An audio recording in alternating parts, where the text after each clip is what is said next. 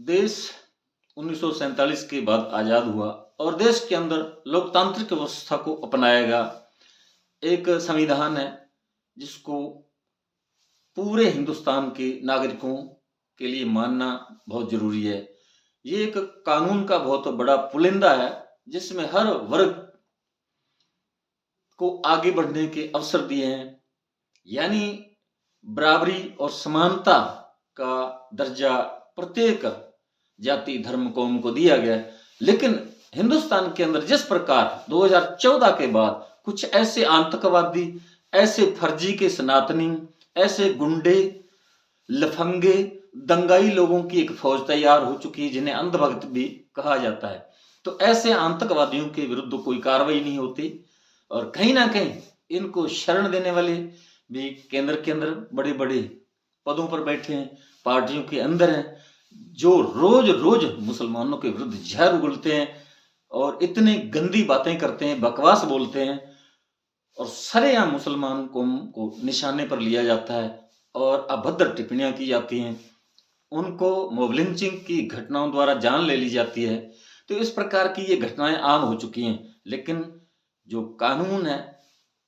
वो इनके विरुद्ध कोई काम नहीं करता नजर आ रहा, क्योंकि कानून तभी काम करता नजर आएगा जब प्रशासन, पुलिस प्रशासन सही ढंग से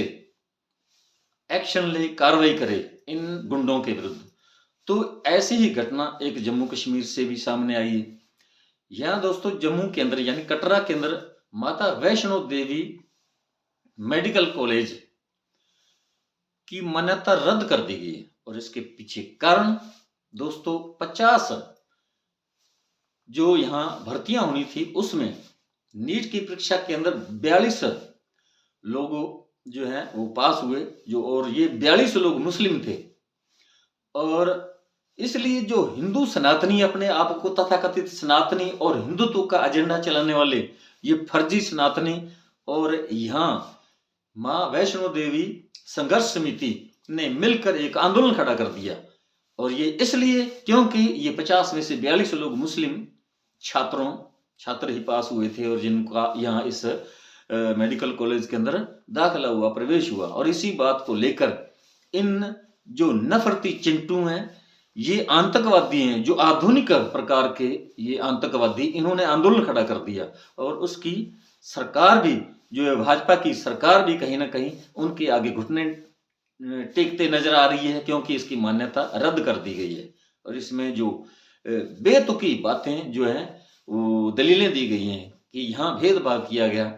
यहाँ हिंदू छात्रों को प्रवेश नहीं दिया गया, इस प्रकार की बहानाबाजी बनाकर आंदोलन खड़ा किया गया और ये संघर्ष समिति जो है माँ वैष्णो देवी संघर्ष समिति का गठन किया गया था इन फर्जी सनातनियों के द्वारा और इनके अंदर इतने कूट कूट कर देशभक्ति नहीं दोस्तों, नफरत भरी हुई है। इन जो ये आरएसएस वाले और ये नफरती चिंटू हैं, अंधभक्त, और ये अंदर ही देश के अंदर एक धर्म विशेष पर रोज रोज इतना जहर उगलते हैं, दंगे करवाते हैं, झगड़े करवाते हैं, फसाद करवाते हैं, लेकिन इनके विरुद्ध सत्ताधारी पार्टी भी मेहरबान है, इनके विरुद्ध कोई कार्रवाई नहीं होती। जैसा कि आप रोज रोज देखते हैं, हिंदू जो लोग हैं उनके अंदर भी बहुत बड़े बड़े अपराधी हैं,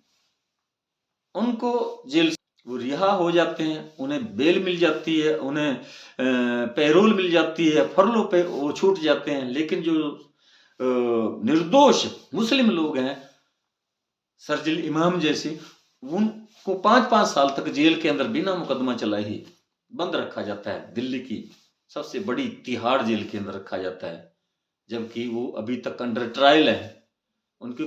कोई सुनवाई नहीं हो रही। वो बार बार 15 बार उन्होंने एप्लीकेशन दी, प्रार्थना पत्र बेल के लिए, जमानत के लिए, लेकिन बार बार सुप्रीम कोर्ट ने उसे खारिज कर दिया। तो इसका सीधा सा मतलब है कि न्यायालयों के अंदर भी इसी विचारधारा, नफरती विचारधारा को पालने वाले जजों की भर्ती की गई है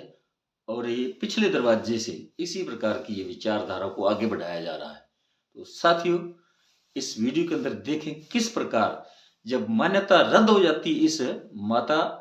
वैष्णो देवी मेडिकल कॉलेज की, तो उसके बाद ये नफरती चिंटू, ये असली आतंकवादी ये देश के, वो किस प्रकार ये खुशी मना रहे हैं, जश्न मना रहे हैं, ढोल नगाड़ों के साथ ये जुलूस निकाल रहे हैं। लेकिन इनके विरुद्ध कार्रवाई अब भी नहीं होगी, क्योंकि लोग जो है इस प्रकार के शिक्षण संस्थानों, कॉलेजों के निर्माण के लिए आंदोलन करती है, संघर्ष करती है, लेकिन यहाँ रद्द करवाने के लिए संघर्ष लड़ा गया, संघर्ष समिति बनाई गई। तो देख सकते हैं आप, देश किस तरफ इस नफरती विचारधारा द्वारा ले जाया जा रहा है, देश को रसातल में पहुंचाया जा रहा है, और देश की सत्ताधारी पार्टी भी इसी विचारधारा को पाल पोष रही है।